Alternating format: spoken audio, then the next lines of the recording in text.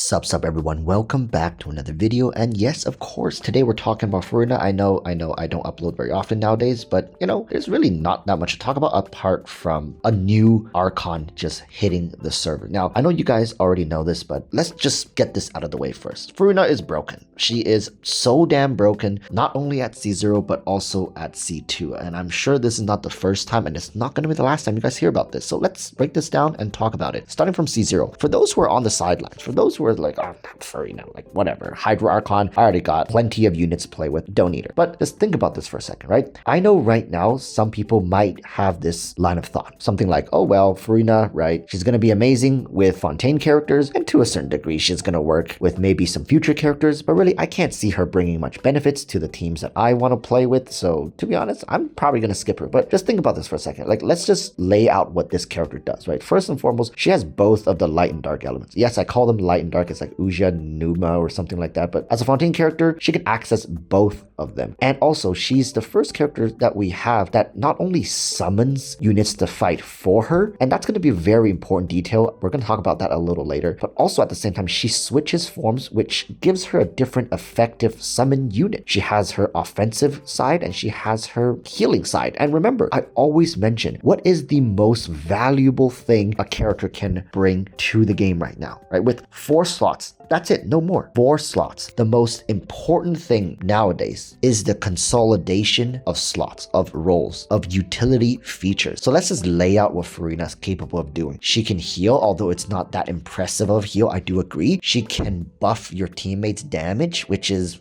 like wild and insane. On top of that, she is a very, very respectable support DPS. And this is even at C0. C0 Furina as a support DPS is very good. On top of all that I just said, the manner in which she deals support DPS damage is very different from someone like Yelan, which requires you to auto attack, is very different from someone like Albedo, which requires you to attack enemies. It's automatic. Now, is that not impressive? If that still hasn't made you think about this character or think of pulling for this character, another insane feature, and I mean like really, it's a feature that's quite surprising to receive at this point in the game, and also quite sad for some other characters, but she can permanently walk on water.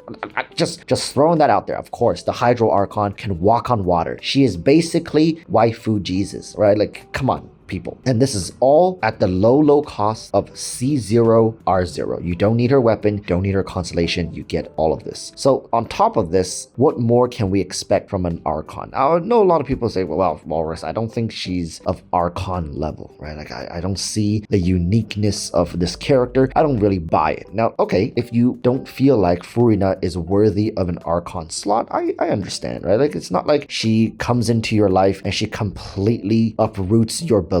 But remember, I said this in previous videos that Hoyoverse has bled a lot of money leading up to Fontaine. And it's no surprise that Fontaine characters are so dead set on getting you to pull for their constellations. And Furina is not an exception. Archons are the ones that actually gives you the biggest boost when it comes to their constellation. So let's talk about Furina's constellation. I'm just gonna go straight to her C2 because ever since Raiden Shogun, it's been proven Raiden Shogun, Nahida, and now Furina, it's all about C2. I've heard some people say, well, Walrus, seen comments, I've seen people discussing this prior to release, like it's not that crazy. It is very, very crazy. All right. So for me, who hasn't spent a dime on this game for, I would say like over half a year, 6-7 months at least, I'm considering getting a C2 R1 Furina, but at the same time, I skipped most of the DPS characters in Fontaine. So I don't know if it's going to be very worth it for me to do it now or later. Meanwhile,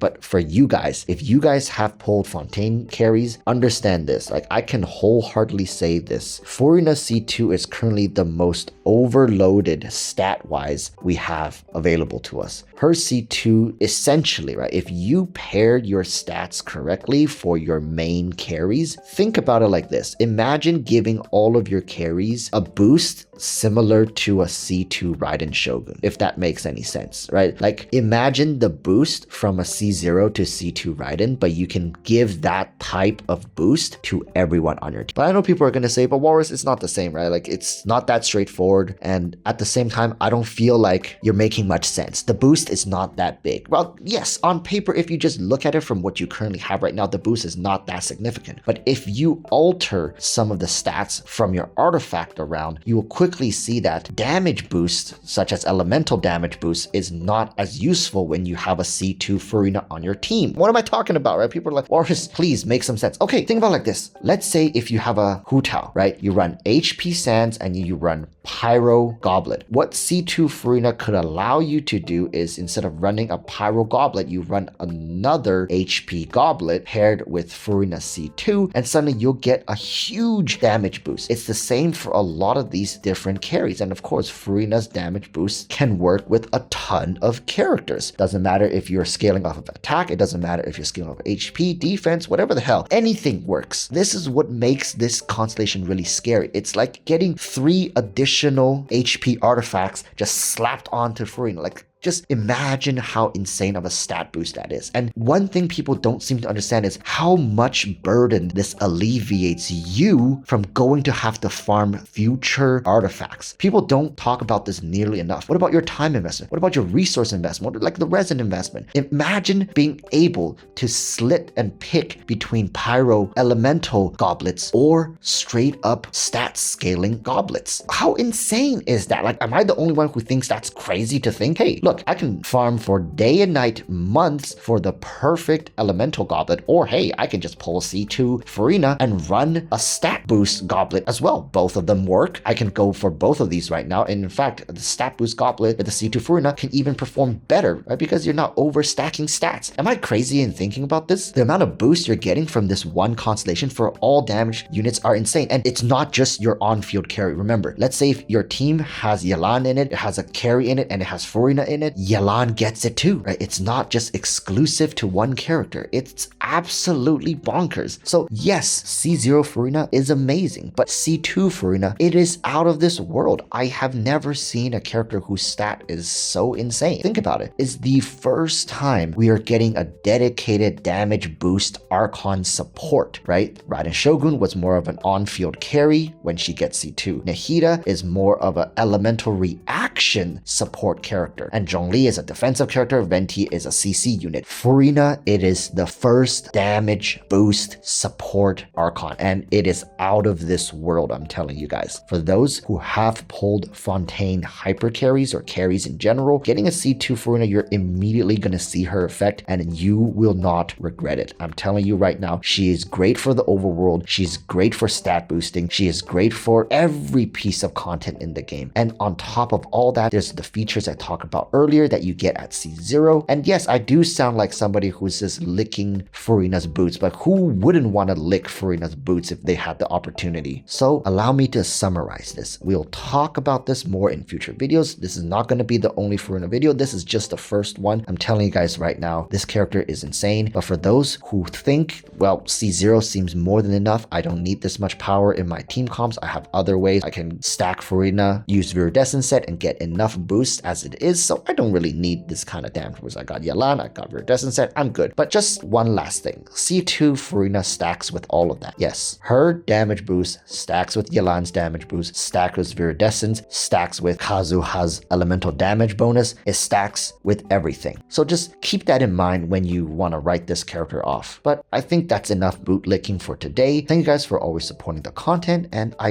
really hope you guys have great summoning sessions. This is one of the characters that you would really want to get your hands on, both for now as well as for the future. If there's one character you're going to pull in Fontaine, 129% it is Furina, and if you can spare a couple Primo Gems, get her to C2. Thank you guys, that's going to be all for this video. Wish you guys luck. Till next time, urge y'all to stay safe, peace, bye bye.